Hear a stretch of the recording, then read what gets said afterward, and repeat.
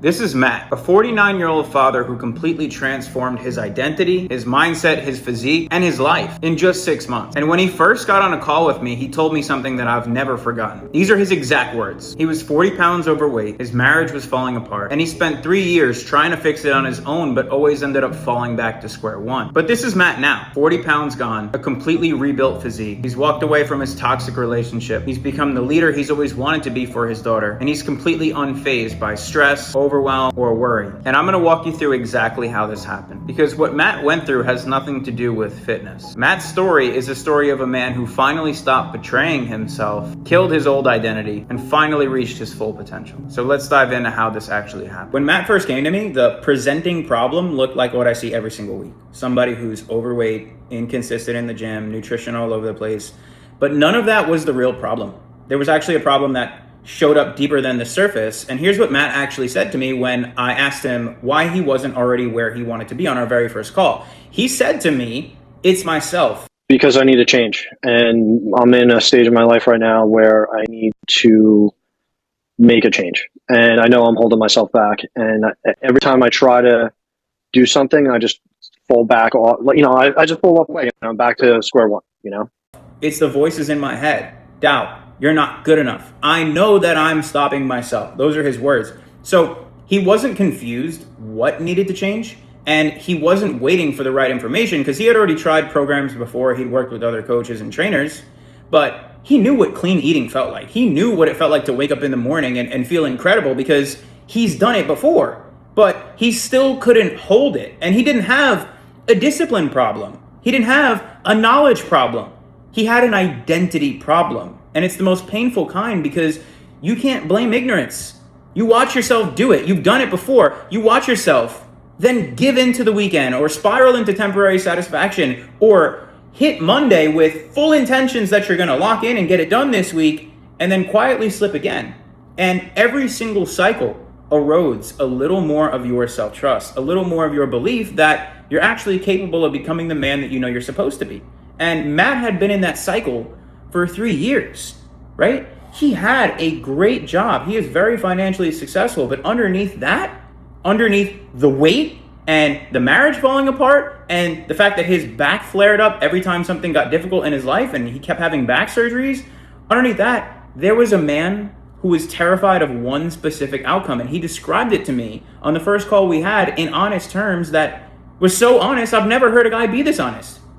He said, "This I feel like would have me spiral out of control because I already see myself if I don't take action. All right, I'm going to just drink all the beer, go to the bottle. I don't do drugs or anything, but I'd go to the bottle and be like, this is going to solve everything. All right, this is going to take the pain away. Oh, my back hurts right now. Let me have like 4 or 5 bourbons and Cokes to make all the pain go away. But then it gets worse. It makes the pain worse and everything else. And I know that. Like, I understand that. So if I didn't take action right now to help myself, to better myself, to get in a better mental state, to face what I know I'm going to face. Yes. That's huge. And I know in a year from now, if I didn't take action, I'd be in a hell of a lot worse state than I am right now. No, I don't want, like I said, that's the outcome I don't want because my daughter looks up to me and daddy's drunk. Daddy doesn't feel well. He can't move off the couch. He can't do anything. Yeah. I'm here. Like I'm physically here. She's my number one. I'll always be there for her. Yeah. I have to do it for myself, for not only myself, for her. If I don't take action, I'm just going to end up drinking all the beer. I'm going to end up going to the bottle. 4 or 5 bourbons in will make everything go away. And my daughter will say, Daddy's drunk. Daddy doesn't feel well. He can't move off the couch. He knew where he was headed if he didn't do something because inside, other than his career, his life was not congruent with who he said he wanted to be. And he basically named his own nightmare out loud. And that kind of honesty is rare. And it told me everything I needed to know about who Matt actually was underneath the weight, underneath the chaos in his life, because a man who can see that clearly, who he's trying to become, is a man who's ready to make the changes to get there. And all that man needs is the right architecture. So where I started with Matt is where I always start. We did something called a dual review, which is psychological and it's physical. And no protocols actually got built for Matt until I fully understood the territory he was currently in. And the psychological review is basically a critical diagnostic for the program because I'm looking for 2 things. I'm looking for, does this man have an anchor? Does he have a North Star that registers as emotionally real to his nervous system? not just intellectually appealing. Meaning, does he have a real concrete goal and identity that he wants to step into that is so clear that it stimulates emotion within him, or is his goals vague? And is there a shadow integration, meaning are his unconscious patterns actually mapped and managed? Is he aware of them? Or are they running him from the basement of his subconscious while he tries to figure out why he keeps falling back to square one? And Matt had neither, and most guys don't have either one of these things sorted, which is okay because we're going to fix it.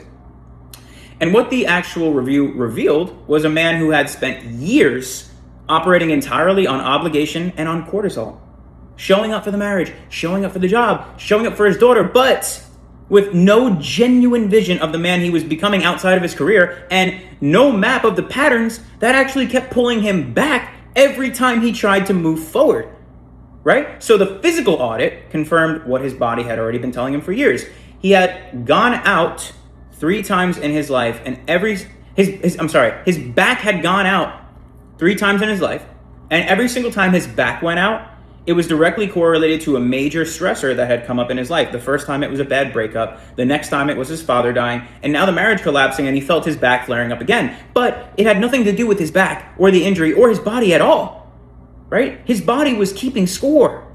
His sleep quality was destroyed due to the stress. His nutrition was inconsistent due to the stress. His training history was real. He was showing up, but not producing any results, because when cortisol is chronically elevated, your body cannot partition nutrients properly. Your body cannot recover, and it holds onto fat as a survival mechanism.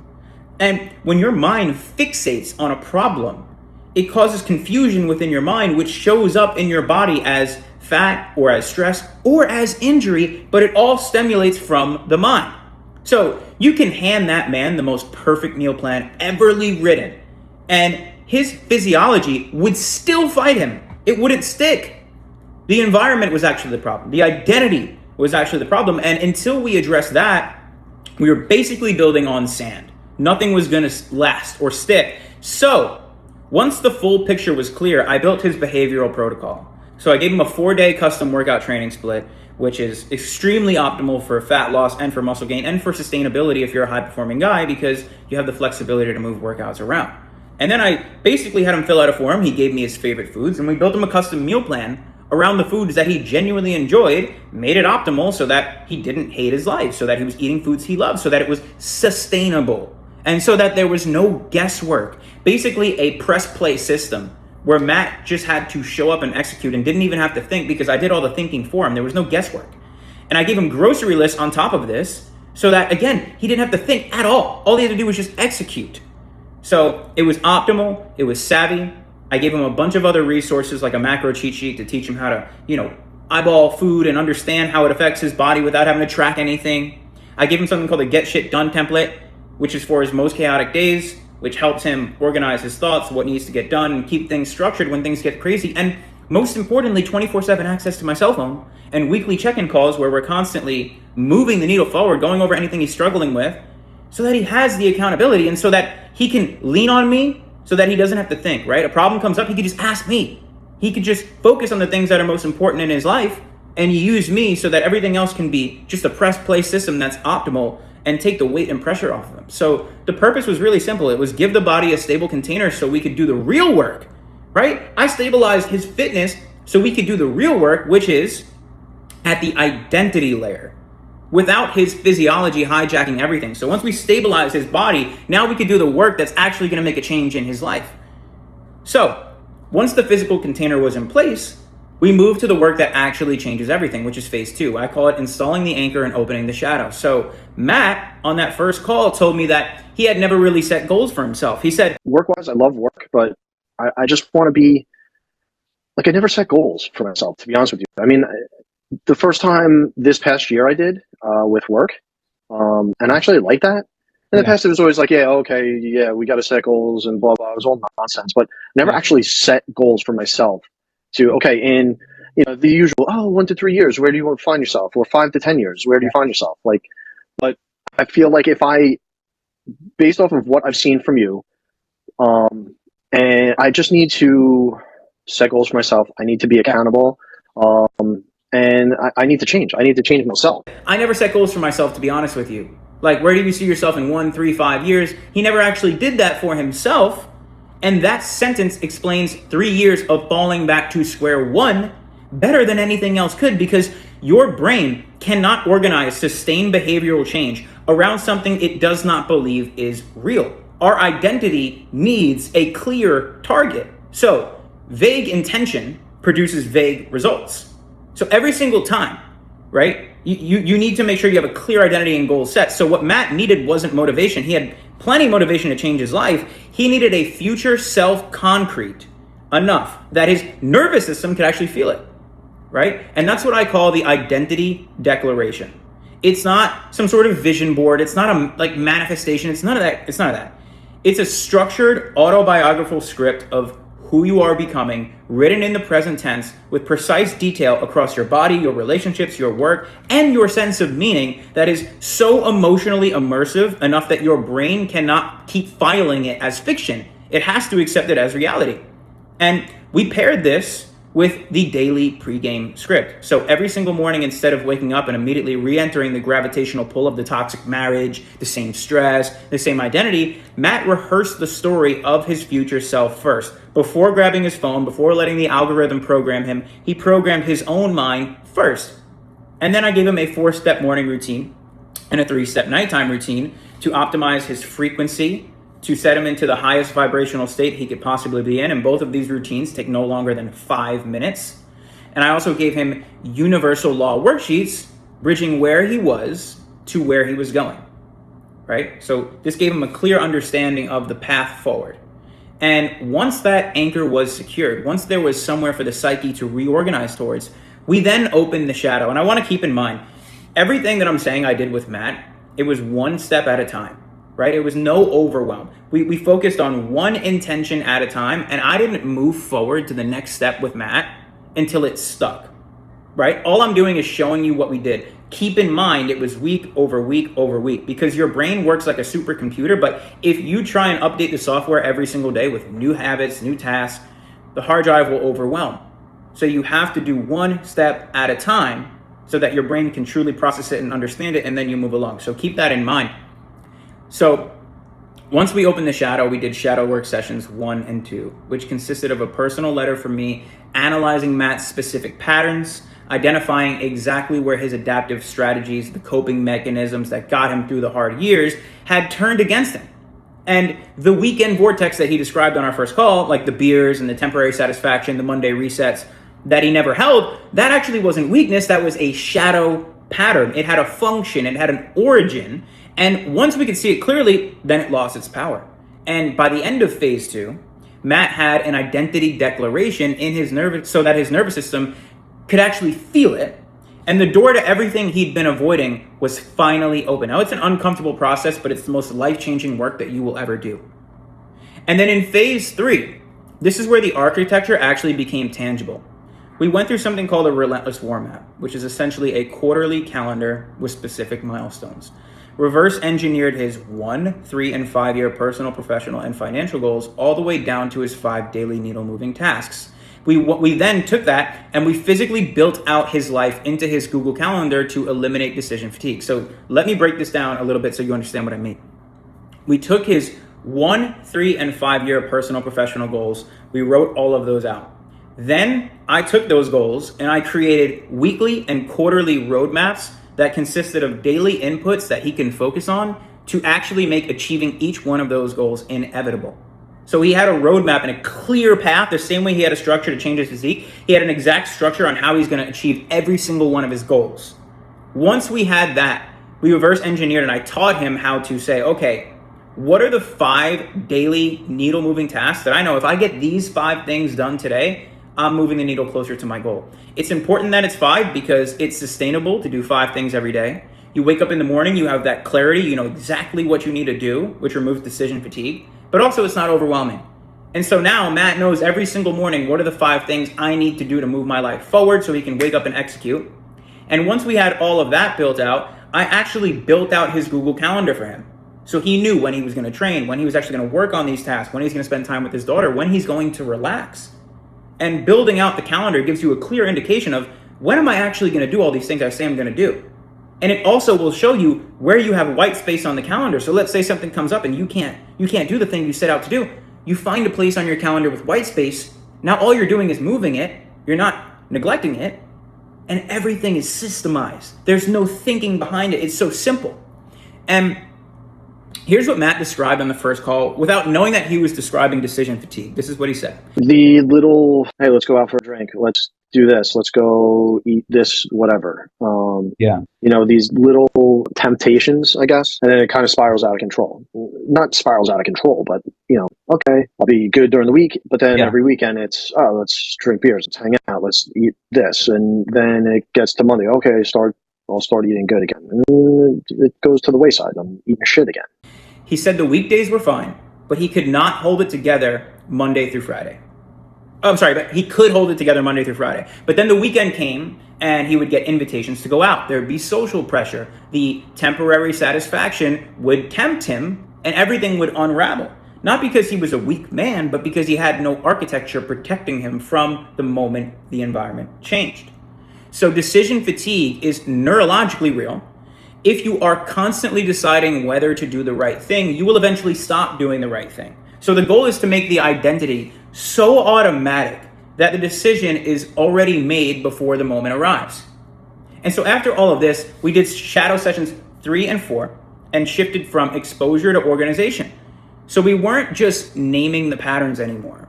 We knew what they were. So now we were mapping them. It was his shame loops, his avoidance rituals, the hidden resentments towards other people and towards himself that had been quietly running the show in his brain. The fact that he was letting his business run his life because he had no emotional stability. And around this phase, Matt had his first major behavioral breakthrough. Moments that used to trigger automatic checkout for him, like the junk food, the disengagement, the numbing, became visible to him in real time instead of only in retrospect. So now Matt had a level of awareness where he was identifying his self-sabotage patterns as they were unfolding and actively doing something different so that he did not continue down the same trajectory. And that visibility of being able to see what's happening for what it really is everything, because you can't interrupt a pattern you cannot see. You wonder why you keep getting pulled XYZ in this direction, self-sabotaging. You're never going to fix it if you don't know what the root is, what the cause is. And so now he sees these things and he's making the changes. So we also introduced level 1 congruence audits, forcing Matt to list, without self-deception, every place his daily behavior contradicted the identity he claimed to be building. And we created something called counter script cards, which are micro-identity declaration fragments tied to specific triggers, giving him an immediate counter script the moment an old pattern tried to activate. So now that he's aware of these self-sabotage patterns as they're unfolding, or the shame loop patterns, or the avoidance patterns, or the laziness patterns, he knows what they are now. Now we have counter script cards, so he knows how to counter that exact pattern in the moment and do the thing that's actually in alignment with his identity. And each client has a different specific version of this, but this is power. This is power now. Now you're in control. Then phase 4 addresses the most dangerous window in any transformation. It's the period when the internal change is real. You can feel it. You know something is different, but the external results have not fully caught up yet. And this can be a scary time. This is where most men actually quit. And it's where Matt could have quit too, because the marriage was still falling apart, the stress was still there, and the outer world hadn't caught up to the inner work yet. And so I call this the dawn before dark protocol.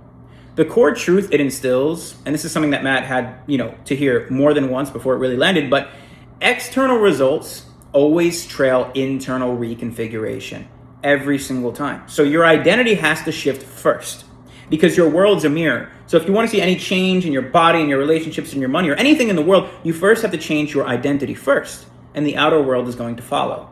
But there is always a lag. There's a layer of inertia, right? If a captain of a ship tells the crew to turn left, it takes a minute for the order to get to them, for them to actually turn the wheel. And because of the inertia of the water, it takes time for the ship to actually turn. Your mind works the same way. When you give an order in your conscious mind, for the subconscious to actually process it and for it to show up in your life, there's a lag time. There's a layer of inertia. And if you don't understand the lag, you will interpret it as failure. You will use it as evidence that the work is not working, and you will quit. So you will literally quit 3 feet from gold, which is not what we want, right? So the weekly proof inventory was the antidote. Each week, Matt updated his beliefs based on fresh evidence from his actual behavior, not his old story. Trained consistently? Yes, that goes in. He held his frame in a difficult conversation? Yes, that goes in. So we're tracking these things as proof, right? He chose the right meal when the wrong one was easier. Yes, that goes in as well. The old self-concept cannot keep ignoring new data. So when you force it to see the data every single week, it has no choice but to accept it as your new truth. And one thing we also implemented is the dopamine detox protocol version 1, where we recalibrated what his brain tagged as important, because what Matt described in our first call was the weekend vortex, the temporary satisfaction, the bourbon at the end of the day. And that was not a character flaw. That was actually a dopamine baseline problem. And you fix that not by white knuckling against it, by systematically replacing the inputs, right? And so by phase 5, the man showing up was fundamentally different from the man who got on that first call, drastically different. And the discipline that used to require grinding harder, training, nutrition, oh, it's so much work, the early mornings, had stopped feeling like discipline completely. It had become just what he does. It's who he was. It didn't feel like work anymore. The same way it doesn't feel like work to brush your teeth in the morning. And that shift is everything, because Matt was right on that first call when he said the problem was the voices. He was totally right, but the voices don't go away through willpower. They go away when your identity has actually changed, when the behavior you're trying to force becomes the behavior that feels natural, when the version of yourself that stays consistent is more real to your nervous system than the version that doesn't. So we redefined the identity declaration into a version 2.0 and adjusted for everything he had actually become over the previous months.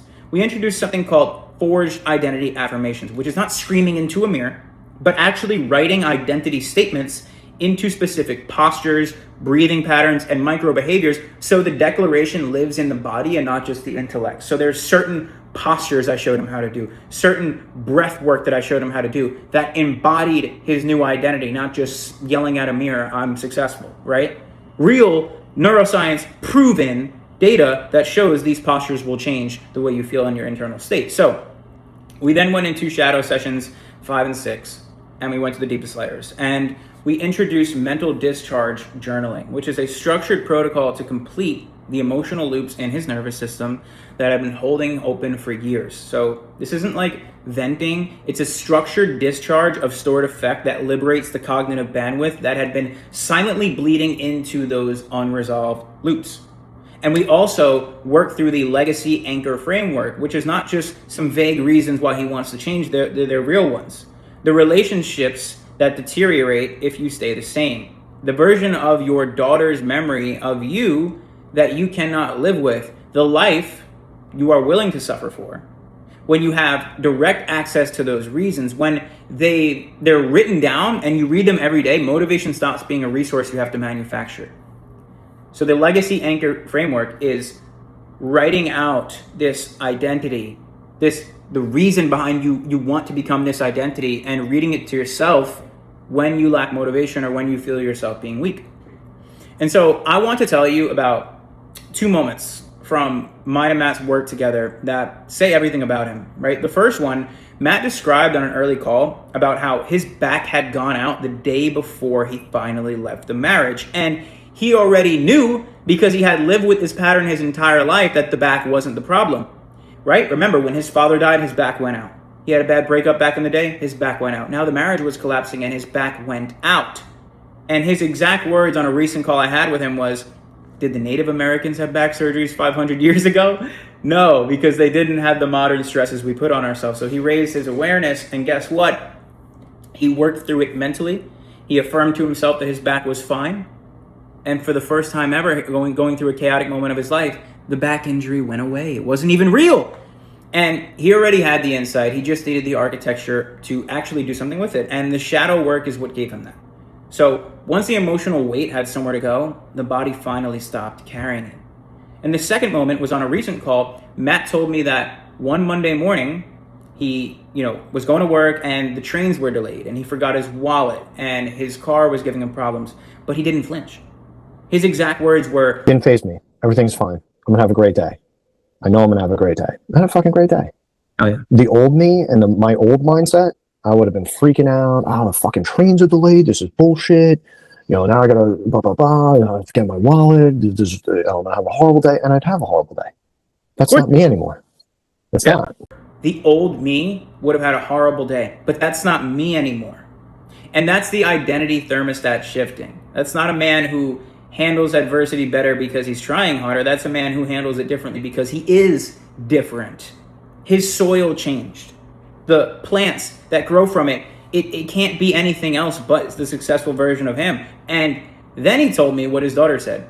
He said that I was practicing. Oh, Dad, you don't understand. I'm scoring goals left and right. I'm so much more confident now. I'm like, see, I told you, Amazing, man. She's scoring more goals at lacrosse. She feels more confident. She's watching her dad, and it's changing her because he's teaching these concepts to his daughter, and it's showing up in her schoolwork. She's getting better grades, and that's the most beautiful part of it all, isn't it? He said on our first call that he wanted to be around for her, that he owed it to her, that he didn't want to just, answer her and say, Daddy's drunk, Daddy doesn't feel well. Right? He didn't want to be that version. He wanted to be the fat dad on the sidelines. So now she's not getting that answer, and she never will. He has become exactly who he wanted to be. And so in phase 6 is the permanent identity install. My role basically shifted from, okay, you basically have full autonomy now. Now I'm going to consult you through it. And Matt began self-navigating his own shadow work, initiating sessions himself where he noticed new projections or triggers. We did the dopamine detox protocol version 2 and dialed in his environment and his social circle to match his new thermostat ceiling. We did advanced shadow integration and expanded his permissions, gave him more authority, more visibility, and more capacity for income and for love. So basically, he had this community of brothers as well in our school community where all my clients come together and we have a brotherhood of men on the same mission, and we can share insights with each other, and it's another layer of accountability, and we have these weekly group calls, and he had that as well, and it's just been incredible, the connection that all my clients have made together. And the results of Matt is that he graduated as someone who's not just completed a program, but as someone who now can run his own inner architecture for the rest of his life and continue these results for the rest of his life. It's almost like I'm getting emotional because from where I was to where I am now, I'm a completely different person. And I know I would not be this happy. I would be a miserable, horrible person if it weren't for you turning my life around, to be honest with you. I mean, I really would. I don't know how I would have handled everything. Oh, no, I know. And I'm thankful I did because I don't know where I'd be without doing this. Yeah. And doing it for myself and being selfish and wanting everything for me. Exactly. And my daughter sees it. My daughter knows it. It's oh God. It's incredible, man. It's the best feeling ever when you hear your own kid and see them and know that they're looking up to you and that you're in a good headspace. You're in a great place. Yeah. That is the most fulfilling thing you could ever want and could ever ask. And then everything else is just gravy, Yeah. It's like a cherry on top. Yeah, he lost 40 pounds. That's great. He built muscle. That's great. But on a foundation that actually holds is the most important part. He's going to continue this progress for a very long time. He walked away from a marriage that didn't align with his identity and a body that no longer breaks down every time life gets hard. His daughter, who is, becoming more confident because she's watching her father become who he was always supposed to be. And he said on a call with me, I want to make this potentially the best thing that's ever happened to me. That was the first call we ever had. And 6 months later, it is. It's the best thing that ever happened to him in his own words. And what I actually want to leave you with is that Matt spent 3 years trying. He spent 3 years trying. He was not lazy. He was not uncommitted. He had done programs before. He knew what clean eating felt like. You know what I'm saying? Like, he had the self-awareness to name exactly what was happening to him, and he could see the pattern. He could see the nightmare version of himself that he was drifting toward, and he just couldn't stop it because information was never the problem. Motivation was never the problem. The foundation was the problem, and you cannot outwork a broken foundation. You cannot out-diet a self-concept that keeps you small. You cannot build a life on top of an identity that was never yours to begin with. And what Matt changed wasn't his habits. It was the man underneath the habits. We changed the soil. And when the soil changes, the plants that grow from it are very different. Not because you're forcing them to be, but because they can't be anything else because you are.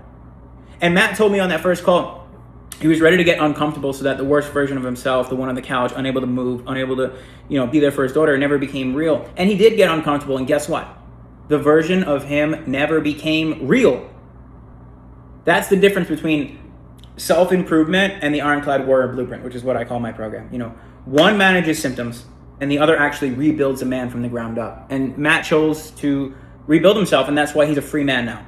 And so if you watch this entire video and you recognize yourself in Matt's path before, and maybe you've been trying for some time and you keep falling back to square one, or you're in the gap of who you feel like you should be and who you currently are, that's not an accident.